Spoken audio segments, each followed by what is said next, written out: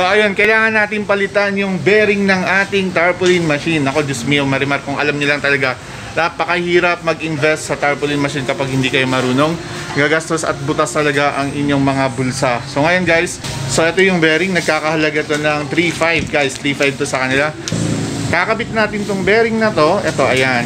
May railing siya dito. Tapos sa likod ng ating head, ito yung head natin. Meron siya dyaang bearing sa likuran nito. Yan, ito yung bearing. So papalitan natin yung guys ha. Papakita natin sa inyo kung paano, okay? So kailangan nating tanggalin yung mga tornilyo nito mga kapatid. Ayun no, 4 yan. 1, 2, 3, 4, okay? So pag pinalitan natin yan, ito yung kanyang mga damper. Tatanggalin natin to ng dahan-dahan. Bakit natin tatanggalin ng dahan-dahan? Para ma-access natin yung tornilyo na nandun, okay? So pag tinanggal natin to, kailangan hindi natin bibiglain para hindi maputol yung ating tip na nandito, yung nozzle na nakalagay dito sa damper. So ayan guys, natanggal na natin siya ng dahan-dahan. So ayan yung nasa ilalim niyan guys. Meron tayong 4 na tornilyo dito. Ayan yung 4 na tornilyo. Yan yung tatanggalin natin ngayon para matanggal natin yung bearing na papalitan natin. So dahan-dahanan natin guys ha, kasi baka masira yung head natin dito, okay? Meron tayo gloves para hindi tayo madumihan. Tatanggalin na natin yung 4 na tornilyo.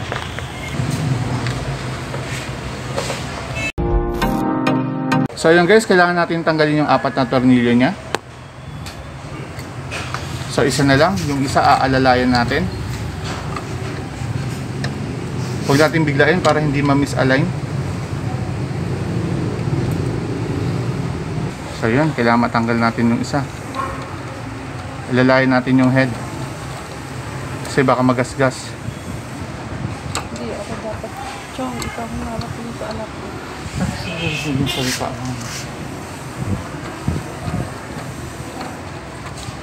Yun. Nabit natin to. Ganito siya dapat, di ba? Yung nakalagay sa kanya tayo. HIWN. So meron siyang plastic sa loob. Huwag niyong tatanggalin yun kasi pag tinanggal yung malalaglag. Tapat niya lang siya dito, siya na yung magpupush doon. So itutulak natin dahan-dahan. Okay? Hop.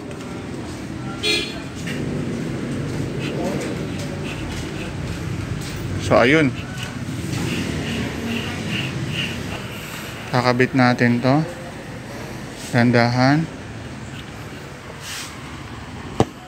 Tapat natin yung butas. Correct. Na natin tong 4.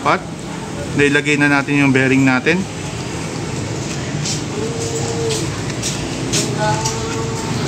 Lang, yung saktong higpit lang, wag natin higpitan na maigi. Ito yung 4, 1, 2, 3, 4. Yan. Tapos dahan-dahan na natin ibalik yung mga damper. Ito yung thread natin. Kailangan bilisan natin kasi sisingaw to. Pag sumingaw to, wala na tong mahirapan na tong sumipsip ulit.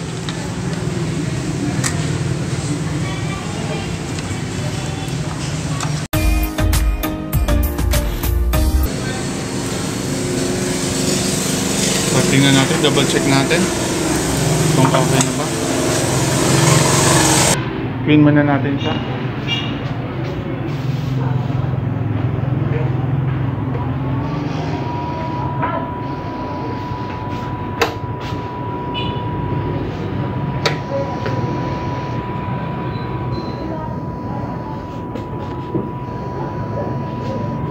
Yan. Tapos magsa-suction tayo. Ito manual pump kasi naano natin yung dito sa damper eh. So dapat magsa-suction siya. Tapos tingnan niyo dito sa baba, dapat yung cupping tsaka yung head mahigpit. Tingnan natin kung meron. Ayun oh. Ibig sabihin maganda pa rin yung suction. May lumalabas pa rin dumi. Kasi pag hindi ayos yung cupping nyo, hindi maganda yung buga dito. O yan, sumisiksik siya. Okay, tapos next natin escape. Tapos nozzle test natin.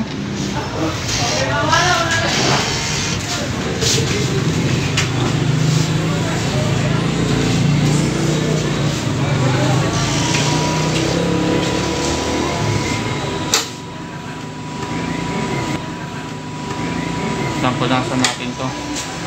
Tama, dapat matanggal yun.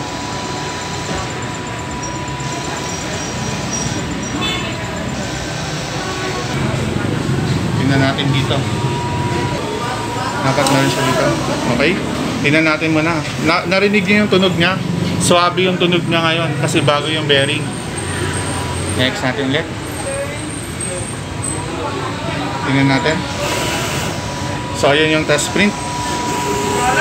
So, yung mga ganito, okay lang yan. May mga gas-gas na yan. Normal yan. Hindi mo matatanggal yan kasi yung head natin medyo may edad na rin. Ang importante, yung dito, walang gas-gas. Yung kabila, meron. So, ganun talaga doon ang punta habang ginagamit ng ginagamit. Pero mas maganda talaga kung malinis pa rin siya. Ito, yan, yung latak yan. Test print natin ulit. Pakinggan natin. O, narinig yung tahimik. Ang tahimik ng machine natin ngayon. Ite-test print natin to nilagay natin. Kasi dati, nung nagpiprint kami, hindi siya halos tumutuloy. Nahihirapan siya. So, ngayon magte-test print tayo. Properties. Utusan natin yung makina na mag-print. Tingnan natin. Nagpiprint na siya. Tingnan natin.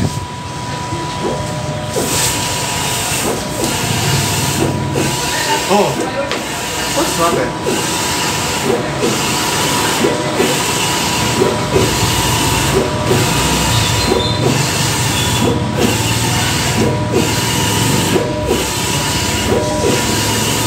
Ano sabi mo?